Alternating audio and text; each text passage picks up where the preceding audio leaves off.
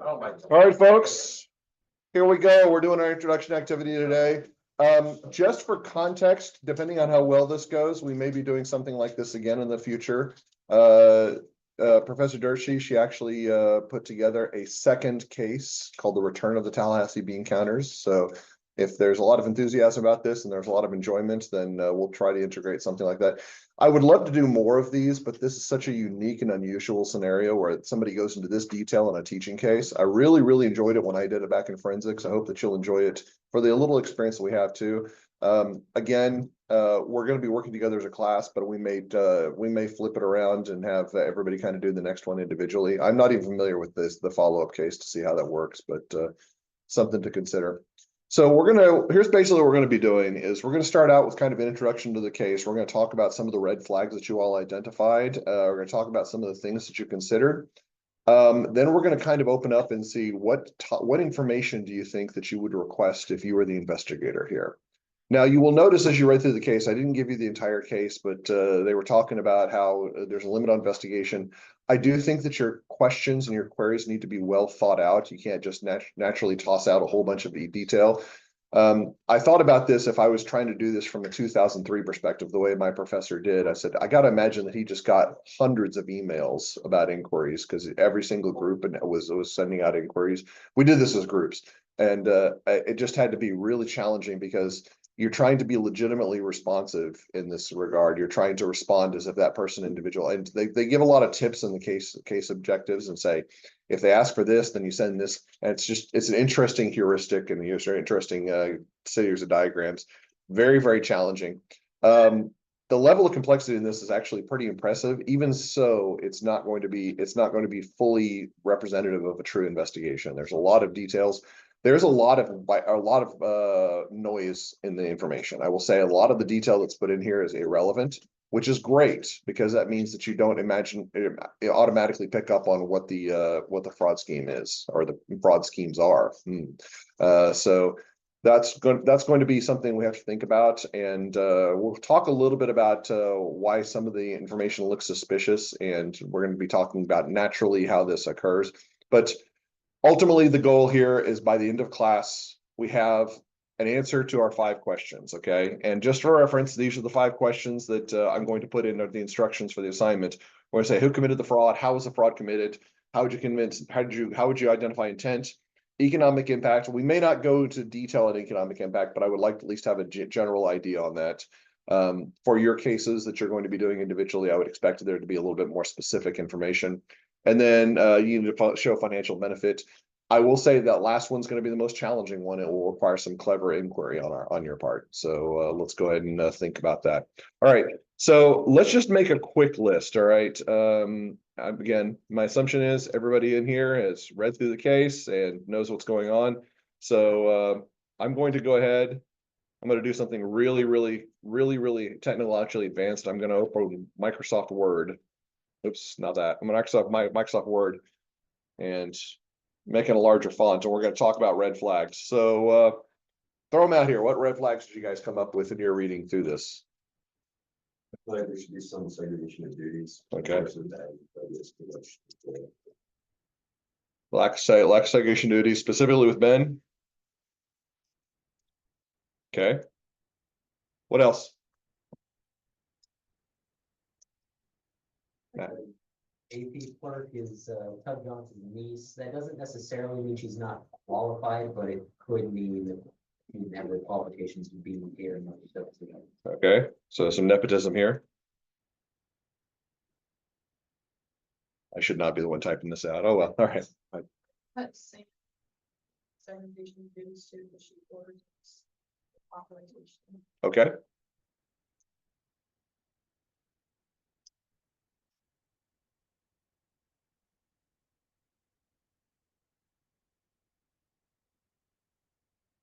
You guys get to see how bad my typos are nowadays. Yes, Jenna.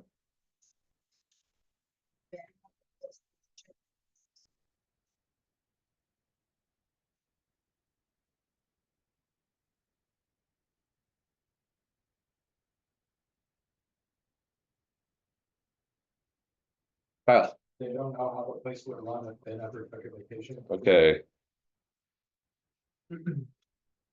Starting to see up some patterns here.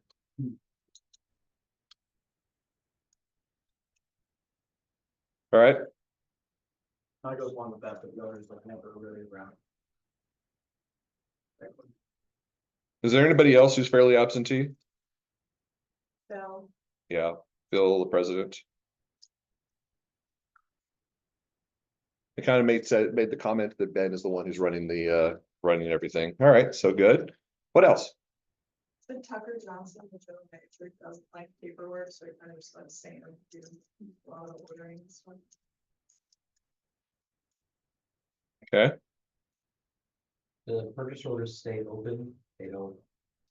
I get that they don't close ostensibly so they can get the best deal, but it's open so they can pay. all right. I hate that it automatically corrects. It doesn't look like POs, it looks like POS, which is something different. Okay.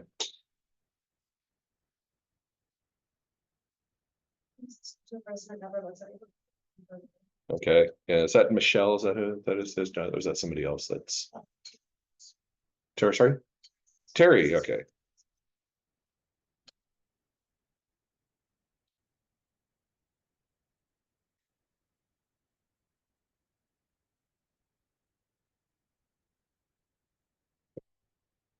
Some more?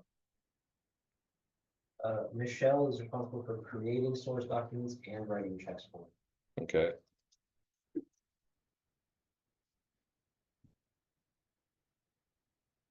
All right.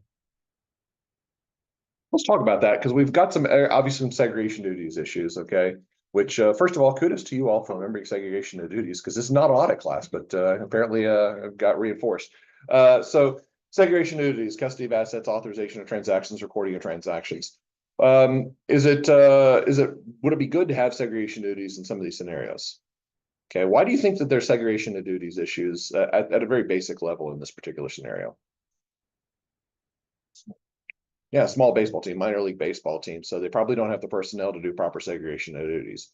Now, that being said, are there individuals where it appears that just the complete lack of segregation of duties is a little bit suspect? Who would be what's your top candidate for that? Ben, it seems like Ben has his hands on everything. Okay, so that's something to consider. So if that Ben can do all three responsibilities without much oversight, then there's going to be a potential for abuse. All right. So segregation duties, I do agree, is an issue. What would be the solution to this particular problem? Supervisor evaluation. But as we said, the owner's absentee and Phil tend to be absentee too. So there's certain to be some issues in that regard. They basically said Ben runs the place. Ben runs the place, so it would kind of fall apart without him. All right. So before we move on, what any other red flags we want to share? There's a ton of them. We probably could spend the entire class just listing off red flags. We'll stop, I promise, in a little bit. But any other big ones that you all identified? I feel like for as much as Ben does, he doesn't get paid that much. Yeah, is anybody looking at those pay rates and just those salaries and just kind of like, oh my gosh? Well, first of all, keep in mind this was 20 years ago. Even by 20 years ago standards, these are very low salaries. Okay, I think this case was probably written in the mid 90s and then didn't get published until the early 2000s. But yeah, what does he get paid? Like $37,000 a year? It's like, yeah, that's I think that's close to poverty level nowadays. You know, just like to do that. But let's just go ahead and say personnel underpaid. We'll say especially Ben. All right. What else? It's like a bunch of ex-wives and it's on the money bills. Okay, yeah, I bet you ex-wives it's on 10 or 20 years, yeah. Let's keep it professional. Ben is a scumbag. This is not how we document it if we were doing it in a memo, by the way, but yeah. Let's say Ben is not particularly professional. All right. I don't know if it's a red flag, but I mentioned in the case that Myrna is one of the ticket saleswoman was making notations on her journal. Ooh, that's an interesting one. Erna is making Unofficial. We're just talking to ourselves. Unofficial invitation. Myrna is secretly part of the CIA. Yeah. All right, so that's note. Anything else come up? Kyle?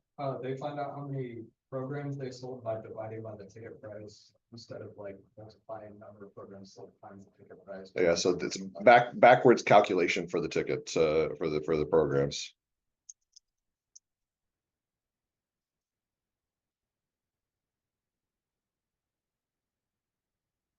All right. The secretary of always beginning. Okay.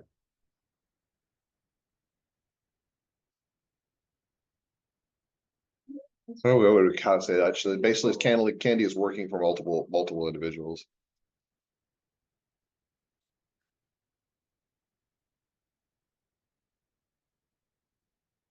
I think it's a pretty good cross section. Is there anything else that I'm just leaving out that seems just that you have on your list is like this is a really big one that I want to throw out here? Trust me when I say we're gonna deal into this. So who kind of are some? Let's just talk about the individuals. Who's probably some people that we want to look into a little bit more in depth as far as their activities? Phil Akers. Okay. Anybody else? Ben Hill. Okay. Michelle, Michelle. Okay. see the notes. Myrna's writing down. I want to say with Myrna. Okay. Well, yeah. Okay. So we'll try to figure out what's going on there. Yeah. It would be funny if she wasn't CIA, but I don't think that's the case. All right. So we got some red flags here, and some of the red flags are kind of indicating that something might be a suspect. Now, part of the reason that we actually have this direction is the owner has said, look, I think there's something going on. I can't explain it. But some of the documentation should show you that there should be some very clear signals. So let's actually get into the documentation that you're provided. So remember, you're given the case, and the case itself is short, and then you have the appendices, and the appendices are pretty detailed. Now, like I said, some of the appendices are going to be a little bit misdirectional, but some of these have some very clear signals. Now, depending on the level of work that you did into, you were going to identify some of these very quickly. Some of these you could identify a little bit less quickly, but with a little bit of digging. And some of these you would have had to do some legitimate research on to find the identification. Okay. So let's go with the really easy ones, and we'll move into the hard ones and start talking about some of the work that we want to do. What was probably the easiest issue to identify that something is going on? And we actually talked about it as one of the red flags. Well, segregation of duties. Okay. That's good. That's a good one. That kind of pervades all of these. There's a reason why this fraud takes place is because there's a lack of segregation duties going on. But if we look at the documentation, is there anything that just kind of jumps out at you saying, okay, there's no reason why I got it. So we actually got the observation of the TBC functions, and we're going to kind of go through these here in just a little bit. But with respect to these functional areas, one of these functional areas, let's actually start here. We talked about the issue with Charlie Thurgood being Ben's old buddy. And so when you're talking, when Sam McCarty was actually talking about this, he was actually pretty positive on this change, wasn't he? He was saying, well, it's actually it makes my job a little bit easier now. So are we going to accept that everything seems to be fine here? Everything seems to look good? So first of all, are we a little bit suspect that Ben would actually contract with somebody who's good friends with? Yeah, from an audit perspective, what do we call that type of relationship? It's kind of a related party relationship. Okay, what happens when you get into related party transactions or related party relationships? Yeah, I have to thoroughly disclose them from a public perspective. We're very concerned about whether or not there's preferential treatment here. Does there appear to be some preferential treatment going on? Yes. Yes. How do we know there is? In delivery.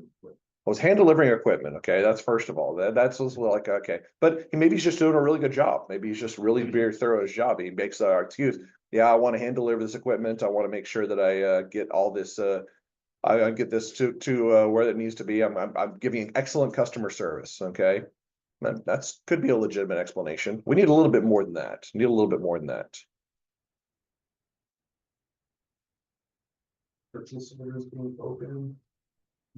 Purchase of that we're okay, we're on the right track, the purchase order being open. So is that a policy that goes in place from again, from all the things that you've learned about with respect to your work in business and accounting? Is that is that traditionally how businesses operate? They leave purchase orders open?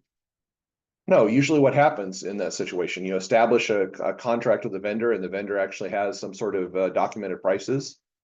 Where can we actually find documented prices?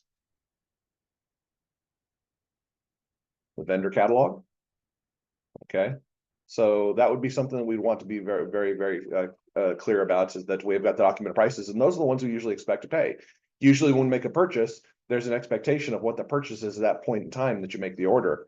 Now, that's not going to always hold. Sometimes the vendors will change their prices and we'll have to update. But for the most part, we know what the prices are going to be in advance. We don't just go out to a blind and say, I need batting gloves. Okay, I'm just going to keep and shop around some more for that.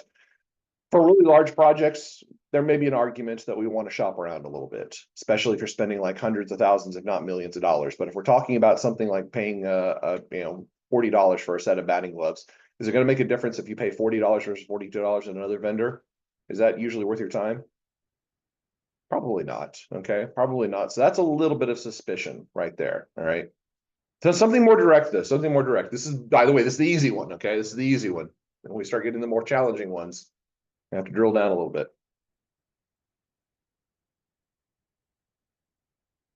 All right. Charlie's dropping the invoice off. It's not Sam dropping the invoice off. Yeah, so there appears to be something going on there. Let's go down. Let's go ahead and scroll down and let's take a look. I don't remember. Yeah, that's what we're getting. So if we look at student handout number 11, let's take a look at some prices, okay? Take a look at some prices. So we don't necessarily have an easy comparison because there's different things being purchased, which is fine, but let's go ahead and take a look at some of the things. So shoes and socks, when we purchased from Sports Chalet, who was the previous vendor. It's like shoes were $79.99, socks were $21.99. Let's go down here to sports equipment. We've got another purchase for shoes and socks. Shoes, $159, socks, $27.68. Is anybody starting to see an issue here? If we change vendors, why are we increasing price when we change the vendors? It could be higher quality goods. Maybe there's a justification, but that's certainly a question. So what would we want to do as for our investigation before we start asking for information? What was the thing that we'd want to do here? Probably want to take these goods and we probably want to compare and see what was it they were getting from their previous vendor versus what are they getting from their current vendor. So that's what the first analytic is going to look at. So let's go ahead and take a look at that. Here's my first analytic, equipment purchases. So Sports Chalet and sports equipment, some of there's not really a difference in price. And in fact, for a dryline marker, it looks like that they got a big discount on the dryline marker. But across the board for all the other ones, we're starting to see kind of a trend. There's a 25% increase. Does that trouble anybody? I hope it troubles you, not just because I'm bringing it up in the middle of class, okay? I hope that you look at that and say, all right, why would they change vendors and then increase the price for the new vendor? That seems to be counterintuitive. Again, the argument could be great customer service, but how great a customer service do you need for delivery of equipment? Is it enough worth increasing that 25%? All right, so that's something that's kind of the first one. This should have been a pretty easy one to pick up because we can just look and we can tell there's difference in prices here. And the prices they're paying subsequently are much higher, 25% higher, in fact. All right. Let's go to the next one. Let's talk about something. This one's a little bit more challenging. It's a little bit more challenging. So reading through the narratives, reading through descriptions. We got a few that are a little bit curious. Let's won't be an easy one to do. All right. So let's go through payroll and let's just read through what the payroll description says and see if we have anything that comes up, just shoots up to us. So you find the payroll subcontracted out to ADP payroll services. Permanent staff and players are paid bi-monthly. Players have 8-month contracts, which permanent staff had 9 or 12-month contracts. Salary employees are paid on the 1st to 15th each month. Game day employees are paid after each home game series. Candy Harris collects the time cards from each supervisor of division of each game. Concession, parking, programs, ticket sales, security, and team mascot. Each employee's time card is signed by his or her supervisor and co-signed by the person in the front office who's responsible for that division. Candy creates a consolidated timesheet after each series showing the worker's name, hours, and rate of pay. Ben Hill verifies their numbers and sends the sheet down to ADP. ADP tabulates amounts owed on payroll and matching FICA taxes, distributes payments. Salaried workers have them deposited directly into their bank accounts. Checks are written for game day employees. ADP sends a detailed listing of the amounts back to the TBC. Ben checks over the listing and forwards a summary to Michelle, who reimburses ADP for the salaries and taxes paid. All right, pretty straightforward. What was our observation here? Kind of our big observation about a lack of something that's going on here. Well, aggregation to segregation dues is certainly problematic because Ben is reviewing the results of Candy's tabulations and then sending directly to ADP. Okay. So is there a possibility that there could be some manipulation going on in there? How do we verify there's manipulation? Yes, we could do a recalculation. So did anybody do a recalculation? Well, guess what you guys are about to do? Okay, so let's go ahead and take a look. I want to look at some documents that we have listed here. So I'm going to split this up. We're going to do it half and half. So we'll have the tax track students do one and the audit track students do the other. That's the easy way to split it up. Okay. So let me get down to the handouts. Here's what I would like for you to do when I get to the handouts. Where the hell are the handouts? Okay. All right. So we've got the player and office staff payroll. All right. Actually, I'm just going to do this. I'll do this first one. We're going to do the player and office staff payroll. So we can kind of see, here's their annual salary. Here's their bi-monthly pay is what they get for every paycheck. Then if we go down to the next handout, which is handout 15, you can see here's the total that's being paid and then all the additional items on here. So logically speaking, if we add all of our bi-monthly numbers up, should it equal this number right here? Yeah. All right, so let's do that. As a class, what I'd like for you to do is I want you to add up all these bi-monthly amounts. See what you come up with.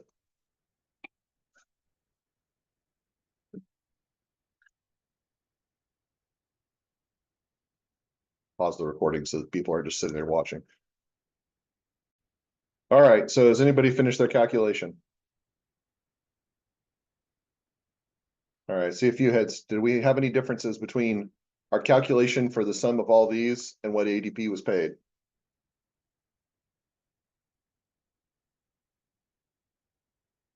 Yes, no, maybe.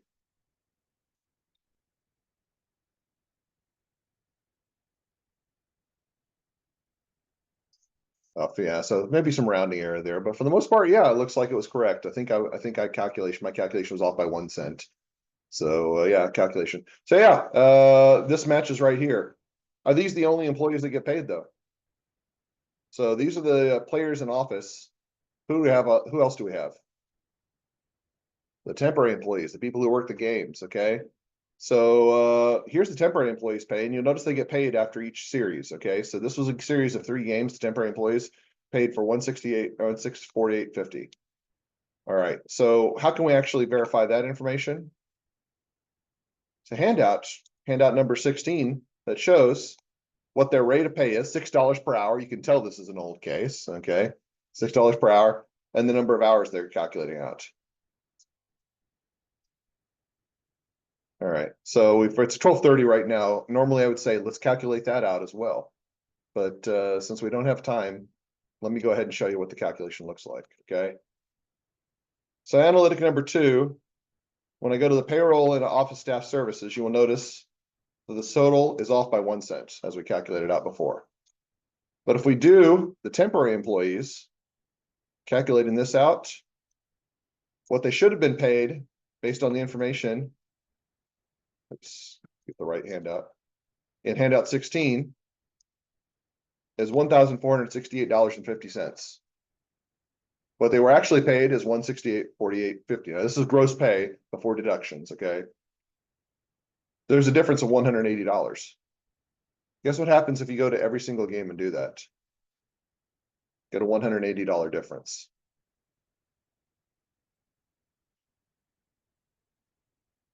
Now, did anybody think that's just kind of luck that happens? Yep, it's just luck, yeah, and so we can ignore this, it seems like it is, so. So that's kind of interesting, that was a lot more work to get to that point, but we seem to have something going on. Now, just from a fraudster's mindset, what's the possibility for the explanation that's happening here?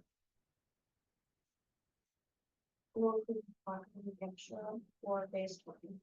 Another thing I was saying maybe is that based on what the other people get paid, financially gain, it could be someone who's getting paid off the books. Okay, so what if we're saying people paid off the books, what we're probably saying? We're probably saying fictitious employee, maybe? So additional employees being added to the ADP calculations and then being paid? Collusion between Ben and Candy, ooh, all right, I like the sound of that, or I don't like the sound of that, no, bad, no, don't like the sound of that. All right, so we have some suspicious behavior going on, all right. So that's a possibility, so we got two possibilities we want to investigate. We want to investigate equipment purchases. We also want to investigate payroll, because there's some concerns about both of these. This one, pretty obvious, equipment purchases, pretty serious discrepancy between what was being paid by the previous vendor and the current vendor. What was the other one that kind of came up? We had our friend Myrna. What's Myrna responsible for? Ticket sales, okay. So let's talk about, so I want to talk about an analytic that I put together to try to see if it could be any clever. This is basically my own assumption trying to go in to see if there's, so I put an analytic together saying if ticket sales had any analysis associated with everything else. Because my assumption is tickets sold should actually be related to some degree, concessions, parking, and programs. And I was trying to see if there's any association there. You know what I found out? There's an association, but it's not significant enough to see any variance. So you know what my conclusion is about this analytic? It completely failed. And sometimes that's going to happen. Okay. Sometimes it's going to happen. The only reason I bring this analytic up is if you come up with an analytic idea and you don't get any identification, that doesn't mean it was a bad idea. It just means that this is not something that's going to identify what it is you're looking for.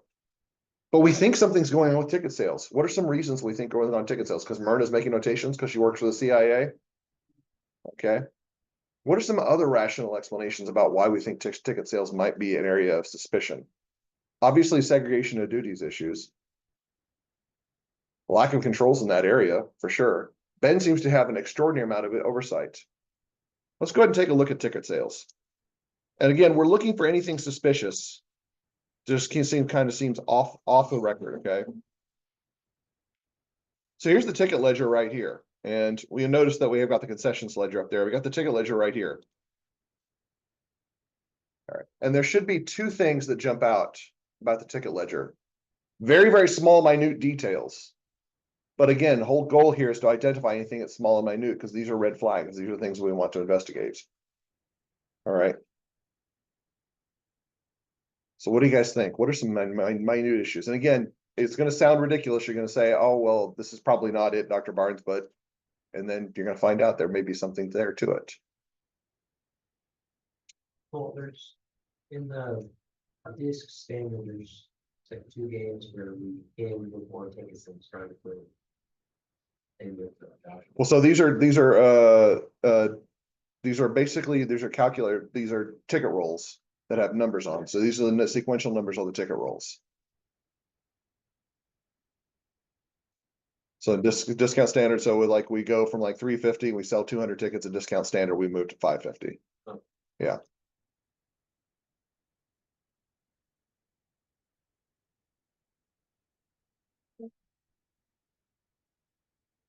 So anybody look at the top of the ledger and see if there's anything that jumps out kind of suspicious to you.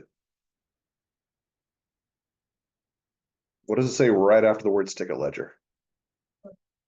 Photocopy. Is that generally what we want as investigators, that we want copies of the documents that we're looking for? We want the actual documents itself. So why did Ben provide us a photocopy of this particular item? Okay. Also, this is a very, very minor point, but look at what's going on in the first few games, okay? The first few games.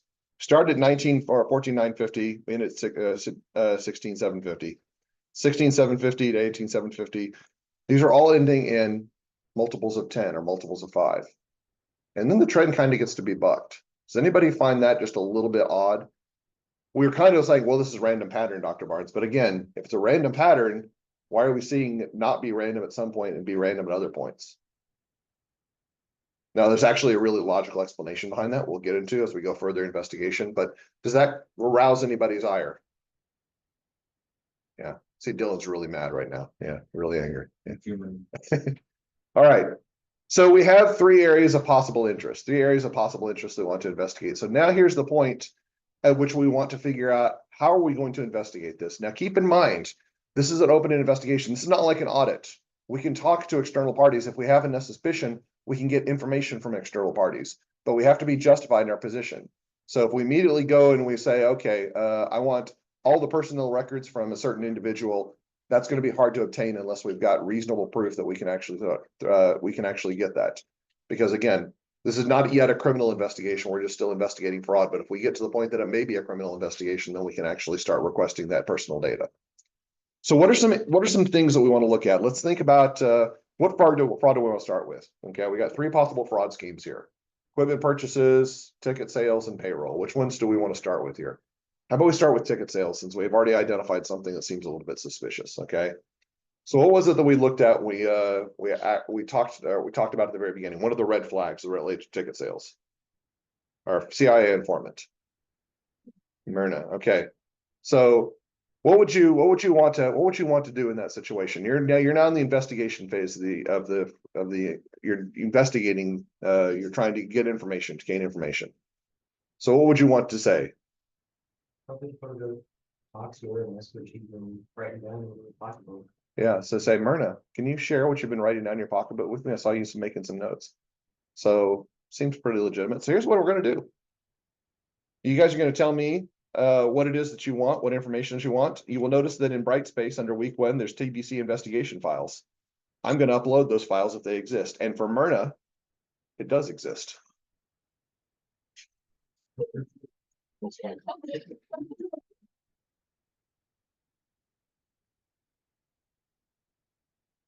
if I can do this. That's why I brought my computer here so I could upload these.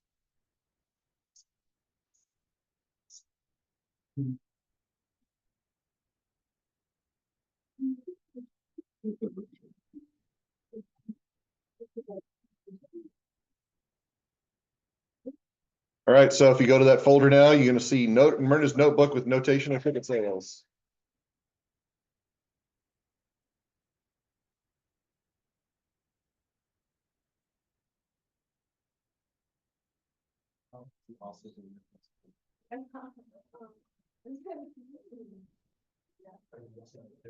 Yeah, PDFs. PDF's not open.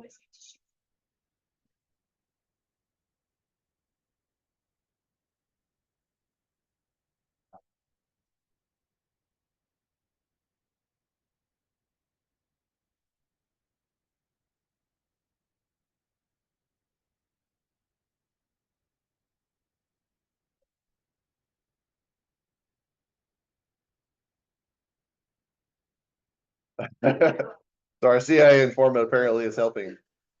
All right, so here's where we're coming up with an issue. So we are looking at the original ticket log, the photocopy that Ben gave us. All right, that photocopy has one set of numbers. We asked Myrna for her set of numbers, and because Myrna's great, she provided it to us, and the numbers are not the same. Is that evidence of fraud right there? It's evidence of fraud. Is okay. I should say, is it evidence? Is that proof of fraud right there?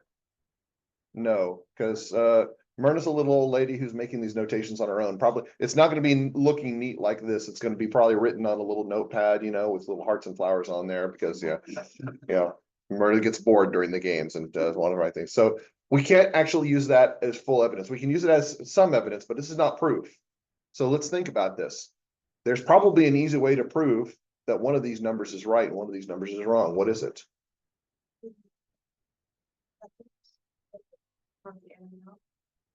So we could look at the money, but the problem is that the money is only going to be conditional on what Ben has, because that's basically what he set the money up to be. We need something more direct. Yes, the tickets are sequential.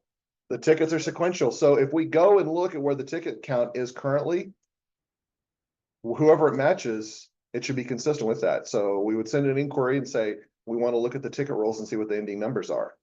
Somebody want to guess which ones they match? They match Myrna's.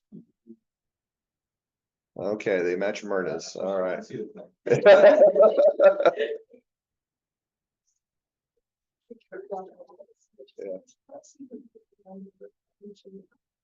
Like you just have to continue to do this forever because. He was a good foster center. Yeah. He's off the roll. So the answer to that is that we're going to find out that frauds tend to be perpetuating and they get more and more challenging over time. So basically what we're looking at here in all likelihood is that Ben is maintaining his own ledger and he's making adjustments every single time there's book, which is why he goes into the office. He goes into the office every night to lock that up and then doesn't deliver the information till the morning. He probably either, when he's locking it up, makes those changes and then delivers them to Candy the next day, or the next morning before Candy gets in, he makes those adjustments. Regardless of what happened, he's making these adjustments himself. And he's got two ticket ledgers. One's the actual ledger and one is this one right here, which is the fictitious one that he gave us. Now, how would you, this is not part of the case, but how would you fix this problem here, Ben? You're just like, okay, I'm way in too deep. I have to make sure that this is not going to come back to haunt me. Yeah, and your pocket. You pay out of your pocket, something much simpler though. Say you said Ben's cheap, okay? Could maybe like you destroy the ticket rolls? Like go in and just maybe somebody like, or steal the ticket rolls one night, get into the booth and then steal the ticket rolls. And they're not gonna think too much of it. So oh, people are coming in, why would they steal the ticket rolls? Oh, well, we're just replacing them. That evidence is gone then. So we're gonna actually try to make sure that we do that before he finds that. If it's really extreme, he could set fire to the ticket booth, which would be really, really rowdy right there. But that's the problem is that unless you get rid of the evidence, that evidence will continuously be compounding like that. All right, so we have some suspicion that Ben is actually going to be our fraudster right here. Now, let's go ahead and let's move on to our other schemes. Let's talk quickly about payroll. Now, what are we going to be doing for payroll? Payroll, we do believe that there's a difference between the temporary workers and the current workers. Is there something that we can do to figure that out?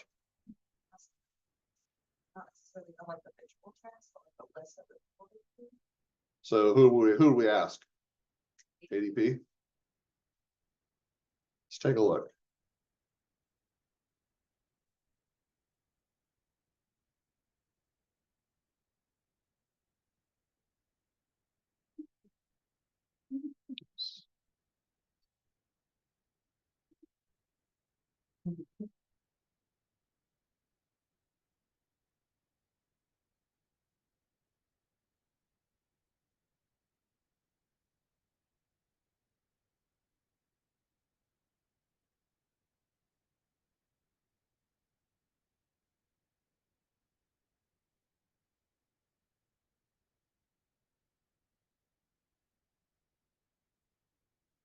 All right, so in Brightspace, there should be a new file now.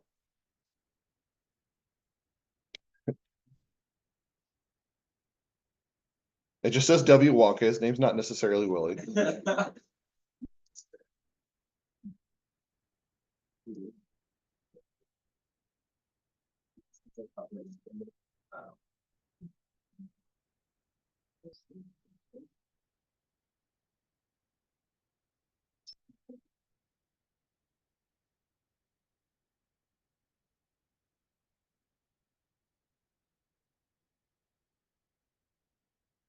All right, so what do we do logically speaking here? We got this file for ADP. This lists all of the temporary employees and their payroll for each of those games. So what would be our easiest step to approach this? What would be the most logical step to approach this? Right, okay. Now, I will tell you right now, we can easily identify that there is a deviation here. Because for the game day, their temporary employees are 23. If you do the count here, there are 26 employees for each game. So what does that tell you? 3 employees got added, okay? And we know that 3 employees got added and their increase is exactly $180. So the identification of this is not actually that difficult. So let's see if we can identify who the employees that got added in here are.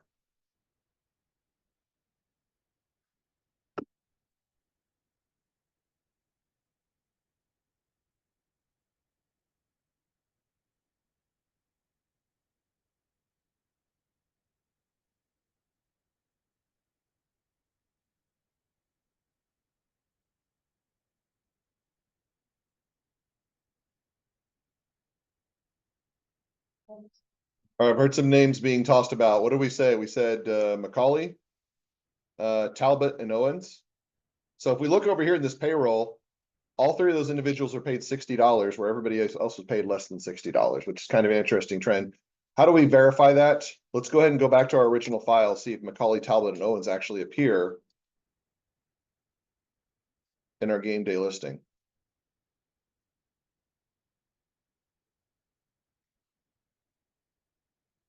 All right, so we're looking specifically at April 25th, 26th, just a second ago, okay? Do we see Macaulay, Talbot, Owens listed anywhere in the temporary employee listing? So that's convenient. We got 3 employees that are not showing up. And exactly, their total together is exactly $180. All right, now, this is suspicion. Is this necessarily evidence of fraud? No, because if we went to Ben right now and we said, hey, we found these 3 employees and they don't appear to have anything. So they don't appear to be in there. It says, oh, those are just left out accidentally. It's fine. It's not a big deal. These are employees that actually do out external work and you can make up something on the spot. So we probably need a little bit more detail on this. We probably need a little bit more detail. What's the next step on this? What's the next step on this? Okay. Contact them. Okay. So contact these 3 employees. So how are we going to do that? So ADP pays them paychecks. But that's actually something I want to talk about too, but I probably want to leave that a little bit later on. If we're going to contact them, what do we need? Probably need contact information.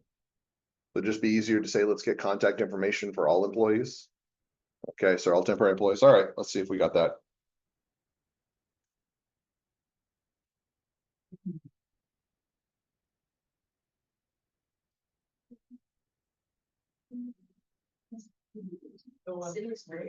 I didn't.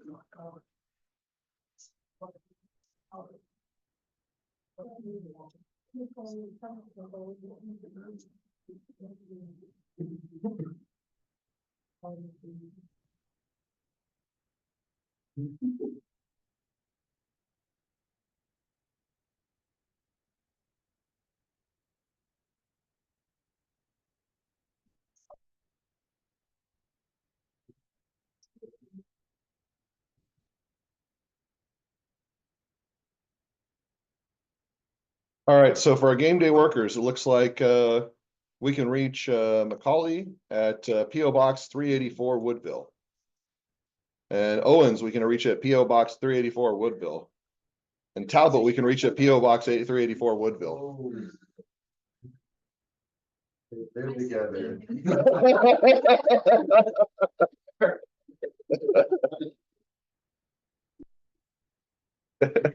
They live together, happy together in a PO box. All right. All right. So now do we have evidence of fraud? We do have some evidence. We don't have proof. Okay. We don't have proof. They could be. They could very well be, but most people don't live at a PO box. So why would they not give their actual mailing addresses? That's possible with Myrna. PO boxes, they also have TLH. It's true. Now, there's a possibility that these could be sent to the PO boxes. The problem is, why do we have 3 duplicate PO boxes? Okay, if it was just one PO box for each list, we might be able to look over that. But the fact that these are going all to the same PO box raises our suspicion. We are not at proof yet. Okay, we're not at proof yet, but we will get back to the proof here in just a second. This is definitely evidence that there's something going on here that's a little bit suspect. Mom actually went here. She was employed by the university. Rosie was also employed by the university, and they both had a PO box, and their checks both went to the same PO box. That's true. Okay, so it's a possibility. It's a possibility, but we've got two factors that are kind of working against our theory right now. If we're saying that these could actually be roommates and they could all pick up from the same PO box. First of all, they don't appear on the game day listing, temporary employees. And they all three have the same PO box. Now, again, I'm not saying this is proof. I'm saying this is evidence that something is happening. Now, we need to probably take another step for proof. Now, Olivia, what were you saying a little bit earlier about ADP?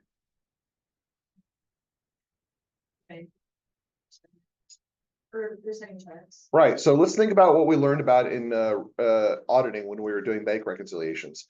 How do you determine if a check is cleared? You look at the canceled check. Okay, could we request that from the ADP?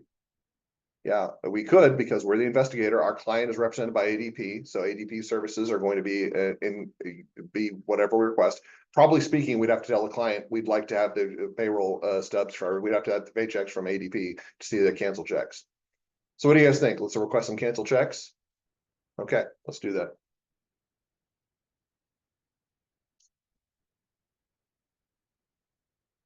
Yeah.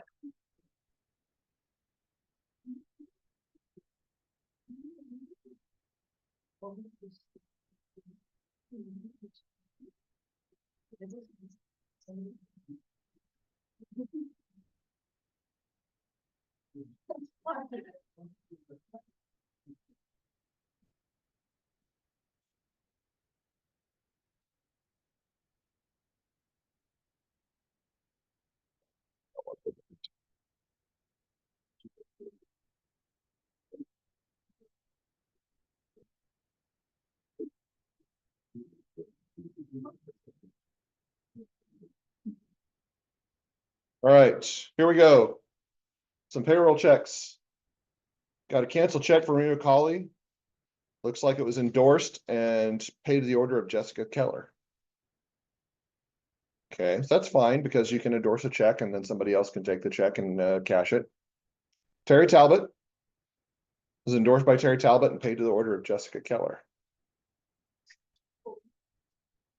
All right, Paul Owens is endorsed and paid to the order of Jessica Keller.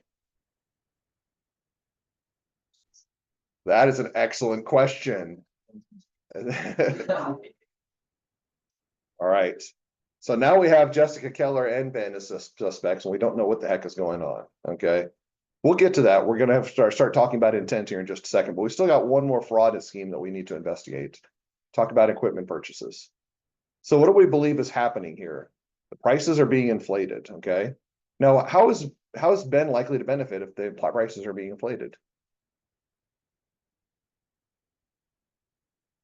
Because think about this logically, if it's just that the company that's the equipment seller, New Sports Equipment is that company.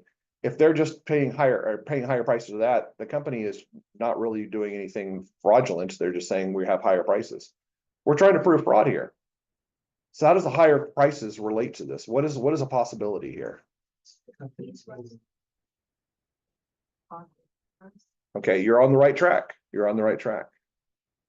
So we're speculating here right now. We're speculating on what the possibility of the fraud scheme is.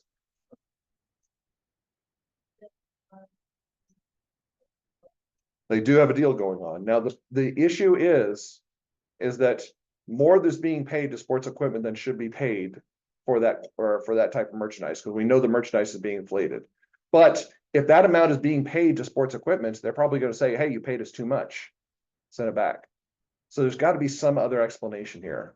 Let's think about possibilities of how could they get away with paying more than's necessary without sports equipment saying, yeah, there's something wrong here, something's going on. Now you could make the argument sports equipment is violating this, but let's go ahead and eliminate that assumption.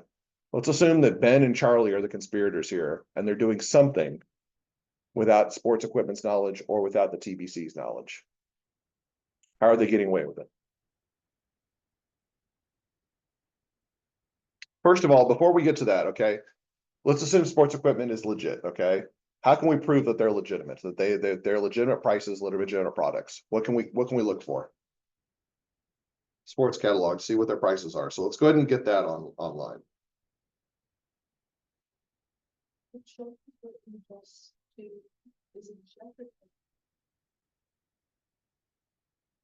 That's a check. It would be going to sports equipment. Oops.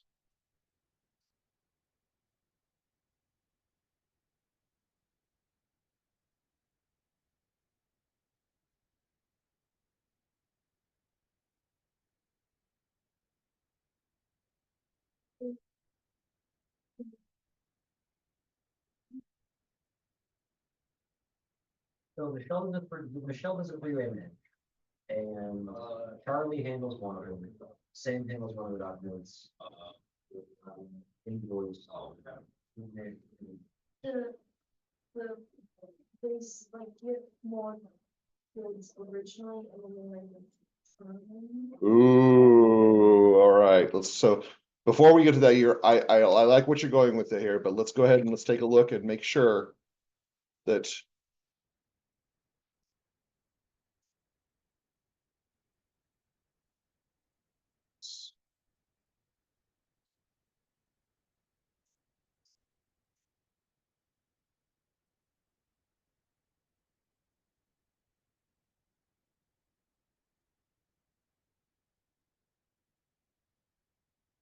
All right, sports equipment catalog. Let's take a look. Okay. This is actually on Brightspace now. So what are some things we're looking at? Shoes and sliding short or shoes and socks. Remember shoes? When we bought them for Sport Chalet, they were $79.99. When we bought from sports equipment, it says their catalog price is also $79.99. Is that what we paid in the original invoice? It was like 100 something. Okay. There's an inflation of price. Same for socks. And it's again, according to the original analytic, there's about 25% going on. All right. So what was the explanation over here?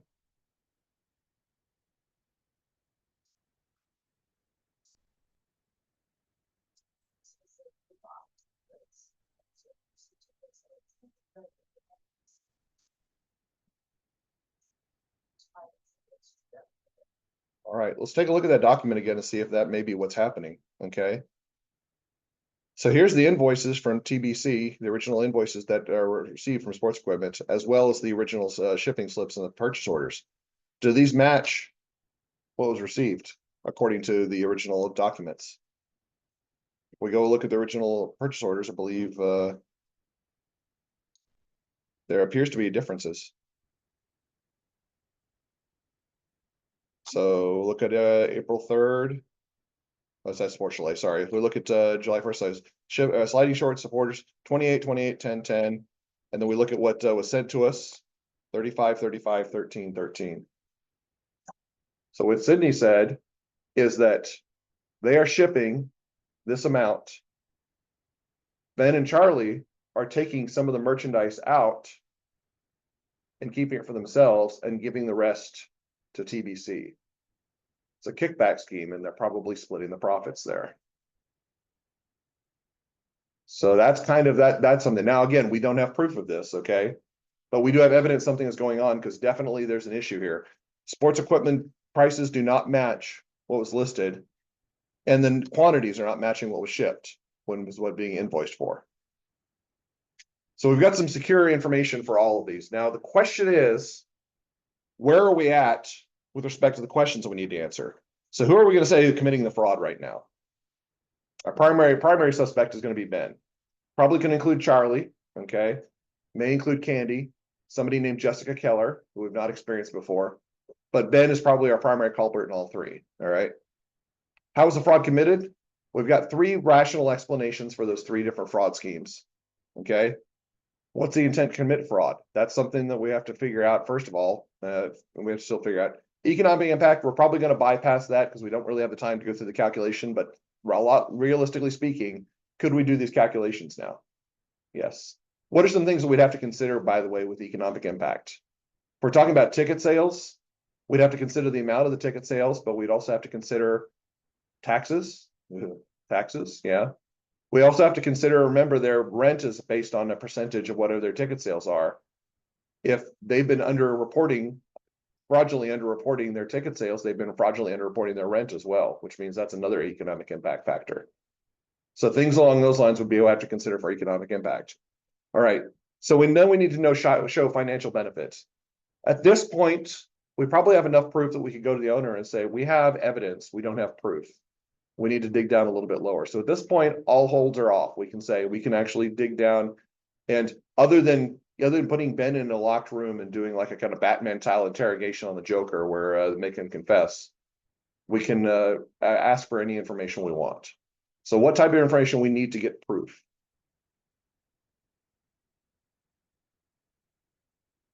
So what would be the kind of a logical first step?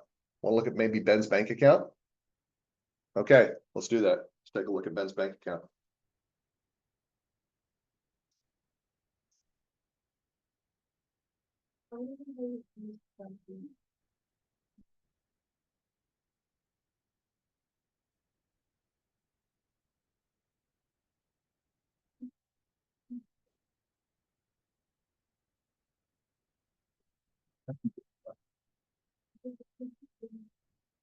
All right, so Ben Hill's bank statement should now be on Brightspace.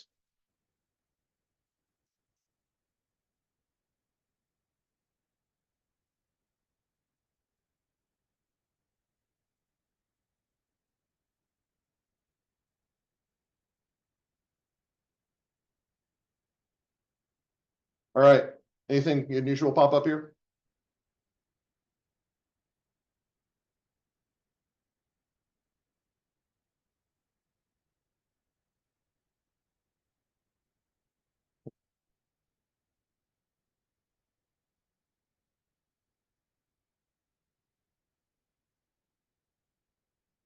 I don't really see anything, guys. I think this is kind of whiff. $186 or $167, $161 of Victoria's Secret. We already know that Ben's a scumbag, all right?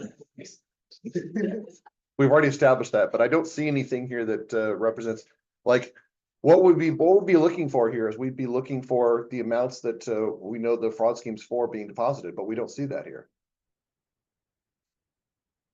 Here's a motion. What's his mistress's? I want to see if his relation is Jessica.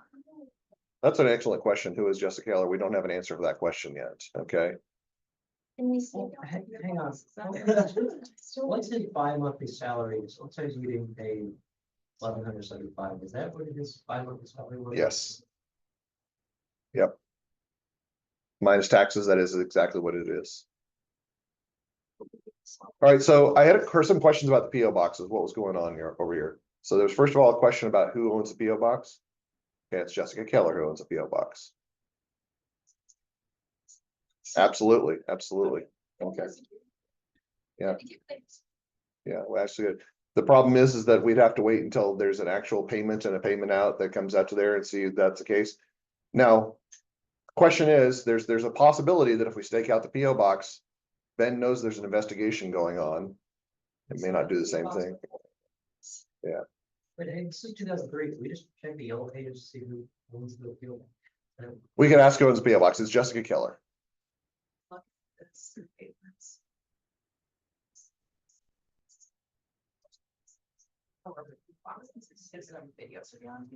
That's an excellent question, and we could ask for video surveillance of the PO box. Yes, we do have enough that does it. So let's assume that is the case. Let's go ahead and now say Ben Hill is the one who's actually picking up stuff for the PO box. That is suspicious. So what's going on? What's going on? You're not allowed to open up the mail. That's a problem. No, I'm not, yeah. So Ben Hill is the one that's going in there. So what is the most likely explanation for what's happening here? Picking up his checks. So he's picking up the checks and those names and endorsing them as Jessica Keller. But who's Jessica Keller? Maybe an ex-wife. Maybe an ex-wife. Okay. Maybe he is Rachel Keller. That's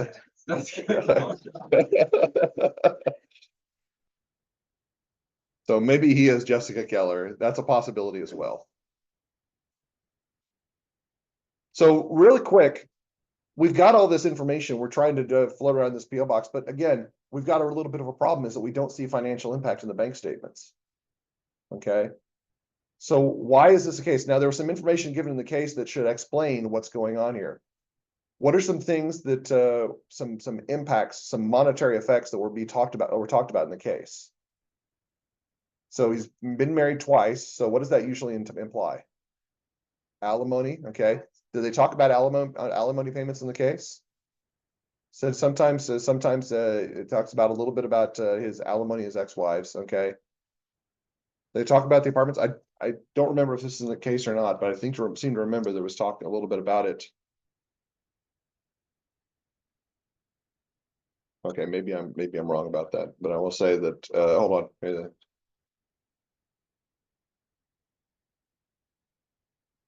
Okay, so my apologies, that's not the case. So let's go ahead and do a little bit of a drill down instead. I'm going to give you some information that's going to be some investigation information. So this will hopefully clear some things up and maybe you can figure some things out for this. So we're going to do background information on the employees. My apologies, I should have put this up, but I thought this information, some of this information was in the case.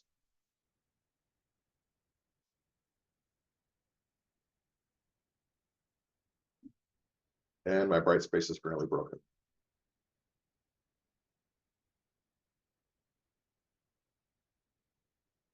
Or maybe it's just my computer.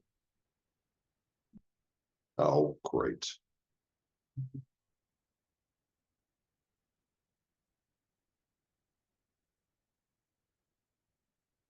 My apologies, my wireless just went down, and so that makes things problematic. All right. Okay. I do want to have you have access to this.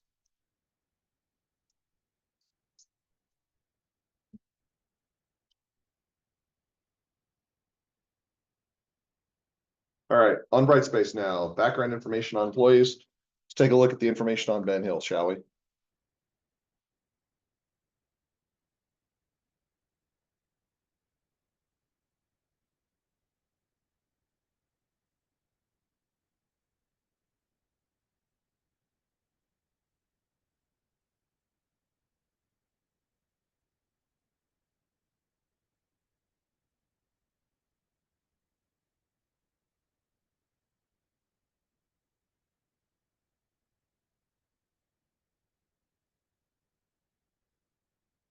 All right, so let's take a look at the apartment manager. Ben's always late paying his rent, which makes sense. He only earns $37,000 a year, but then most of my tenants are. He always eventually pays it, always in cash, but I give him a receipt. Okay. Well, let's see, let's kind of close that down, but But those, would be in charge of $100 in cash coming out. Cash, $100 cash, $100. so that's an interesting question. So let's go ahead and say, what would we do if we're concerned about that? Who do we talk to about the rent amount? Landlord. Okay, landlord tells you it's $450 a month. So it's a recurring payment of $450 a month in cash. Then also you notice the ex-wife. So kind of just goes down and talks about the ex-wife. Says, so I almost had to have his wage garnished for child support, but he's making up lately since he got rid of Deidre. He's made up over $5,000 of back support, second divorce. I guess he learned his lesson. So yeah. Looks like he's actually packing up on or getting packed up on his child support. So again, a little bit of information there, but we don't really see too much about that associated with his bank account, about getting caught up on that. Like, Rachel Kelly. Jessica Keller. Were they depositing cash or into an account? So they were deposited into an account. Can we look at that account? Yes, there we go. Let's do that. Would you have something, Lotus? Left his board, had it left and fired him, seemed we got less and less profitable while he was around. They knew that he was doing so much better, profits are up again. Oh, so Ben may have been committing fraud at his previous employer as well. So that's something. Sounds about right. All right, let's go ahead.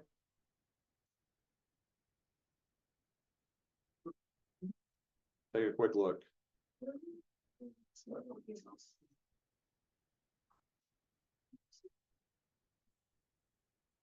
All right, so we got something that just got added to Brightspace. Let's take a look at that file.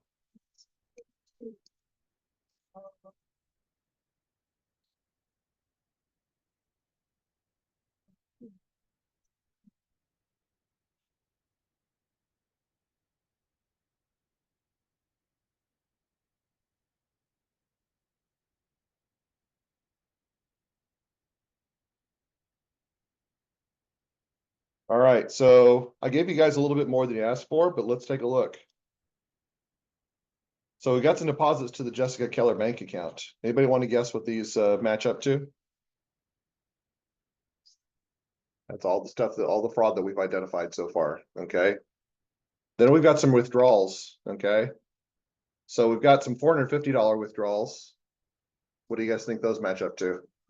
Apartment rent, and then some additional withdrawals that are probably what? Alimony. Okay.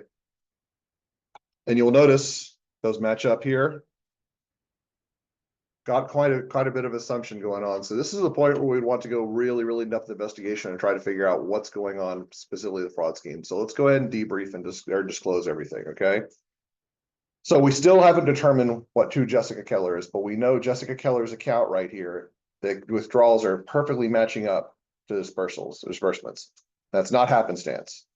Jessica Keller was just kind of somebody who was passing through this area, and he hired her for $100 to open an account. And then she gave him the ATM card. So that's how he's making the deposits and how he's making withdrawals there. All right, so that's kind of the first thing, right? That's going on right there. We know that there's a direct line of cash with respect to the ticket revenues because he's basically skimming the cash off the top. We know that with the payrolls, the checks are going to this account. What about the equipment purchases? We still haven't solved that problem. So what do we say is likely scenario? We know that the inventory is being taken, the excess inventory is being taken. What's happening with that then? So there are no return receipts to sports equipment. Probably has to, Yes, we could, but then that would be the result that you come up with. they're probably taking the equipment and then they have to resell it. Exactly what's happening is that they're reselling this in the open market. This is, you can tell how dated this was because basically the solution to this, saying they were going to a place called Play It Again Sports. Has anybody ever heard of that place? Yeah. So Play It Again Sports, and they were selling the equipment and then they were splitting the cash. And you could actually tell from the differences, basically in the cash amounts that they were getting on that Charlie was getting half and Ben was getting the other half. Solved it. Yeah. A lot of budgeting. This was not a case that was meant to be solved in an hour and a half class period, but you guys did some really good job on the questions. Now, ultimately speaking, when you're looking for something like this, again, the trail is not meant to be linear. It is very challenging to try to make sure that we identify this. And as we're going to see in the fraud cases before, in the future, we're going to be given the solution, but finding the solution in an actual scenario, trying to find exactly what happened can be a challenge. Now, an interesting conclusion on this, we're a forensic investigator in this situation. What do you think the charge for our services was for this? So looks like Ben's fraud was probably somewhere around the area of maybe a few $1,000s. I'd say probably in the area of $6,000 or something like that. If you're a legitimate fraud investigator, what do you probably charge for an investigation like this? Yeah, probably upwards of $20,000. So interesting story. Fraud investigation I did was right before I left KPMG. It was a fraud that was about a $2,000 fraud, and basically the way it was working was actually at a university, and the lady who was in charge of distributing GTRA funds. She was making the GTRA funds for more hours. She was doubling the hours the GTRAs work. So the GTRAs were paid on an hourly basis. And she was paying them on the difference, doubling those and saying, okay, you were paid more than that. Please bring cash back so that you can refund the amount. And she was pocketing the cash herself. That was a $2,000 fraud scheme. And interesting story. She was from another country. When they found the fraud, she was visiting that country, visiting relatives in that country. She decided not to come back just by happenstance. And so, yeah, so she was not caught, but it was a $2,000 fraud scheme. Our investigation cost $20,000. What does that tell you about the nature of fraud schemes and the nature of security that needs to be in place for fraud schemes? Remember we talked about this in advanced AIS, and we said that the cost of controls is often difficult to quantify. You can look at something like this and you can come up with a quantification. It's a factor of 10 of what the investigation cost to try to correct this problem. The crime itself was less costly than actually fixing the problem itself. And I would say that that's probably the case here. So what would be our recommendations at the end here? We say, well, we don't want this to happen again. So they're going to get rid of Ben. They're going to fire Ben. They're going to try to correct these problems. Probably bring in somebody who gets a legitimate paycheck. First of all, they may have to pay this person more. Make sure that there's a full separation of responsibilities. Make sure there's not an absentee president, the president actually has their hands on. If there's not a segregation of duties, that there's a consistent review by the president. All of these things are things that we need to consider moving forward. All right. So what are you guys' thoughts on this? Pretty engaging, pretty interesting case? All right. I will say, I would like to think that all of our class periods will be this interesting, engaging. They won't be, but we will try to think about some ways that we can improve upon this in the future. And like I said, we do have a follow-up case on this, and depending on the feedback I get on this particular activity, we may be revisiting this with the follow-up case on this. And we'll probably do a longer implementation of this, more than just one class period, to try to figure out this particular case if we decide to do it again. All right, those of you in audit, I'll see you all tomorrow.